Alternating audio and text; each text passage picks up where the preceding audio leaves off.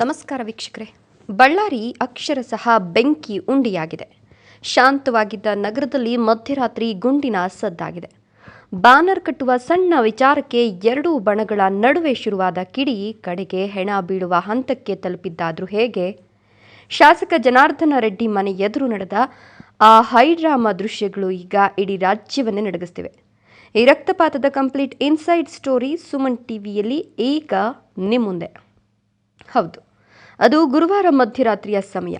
ವಾಲ್ಮೀಕಿ ಪ್ರತಿಮೆ ಸ್ಥಾಪನೆ ವಿಚಾರವಾಗಿ ಬ್ಯಾನರ್ ಕಟ್ಟಲು ಹೋದಾಗ ಸಂಘರ್ಷದ ಕಿಡಿ ಹೊತ್ತುಕೊಂಡಿದೆ. ಶಾಸಕ ನಾರಾ ಭರತ್ ರೆಡ್ಡಿ ಬೆಂಬಲಿಗರು ಮತ್ತು ಗಾಲಿ ಜನಾರ್ದನ ರೆಡ್ಡಿ ಬೆಂಬಲಿಗರ ನಡುವೆ ಮಾತಿನ ಚಕಮಕಿ ನಡೆದಿದೆ. ಆದರೆ ಅಷ್ಟರಲ್ಲೇ ಸನ್ನಿವೇಶ ಕೈ ಮೀರಿ ಹೋಗಿದೆ. ನೋಡಿ ಈ ದೃಶ್ಯಗಳನ್ನು. ಅತ್ತ ಕಡೆಯಿಂದ ಕಲ್ಲುಗಳ ಮಳೆ, ಇತ್ತ ಕಡೆಯಿಂದ ಲಾಠಿ ಬೀಸ್ತಿರುವ ದೃಶ್ಯ.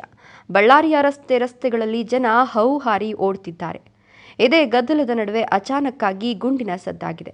ಕಾಂಗ್ರೆಸ್ ಕಾರ್ಯಕರ್ತ ರಾಜಶೇಖರನವರು ಗುಂಡೇಟಿಗೆ ಬಲಿಯಾಗಿದ್ದಾರೆ ಎನ್ನುವ ಸುದ್ದಿ ಈಗ ಬಳ್ಳಾರಿಯಲ್ಲಿ ಕಾಡ್ಗಿಚ್ಚಿನಂತೆ ಹಬ್ಬಿದೆ. ಪೊಲೀಸರು ಲಘು ಲಾಠಿ ಪ್ರಹಾರ ನಡೆಸಿ ಗುಂಪನ್ನು ಚದುರಿಸಿದ್ದಾರೆ. ಸದ್ಯ ಇಡೀ ಬಳ್ಳಾರಿಯಲ್ಲಿ 144 ಸೆಕ್ಷನ್ ಜಾರಿ ಮಾಡಲಾಗಿದ್ದು, ನಗರದಾದ್ಯಂತ ಪೊಲೀಸ್ ಸರ್ಪಗಾವಲು ಹಾಕಲಾಗಿದೆ.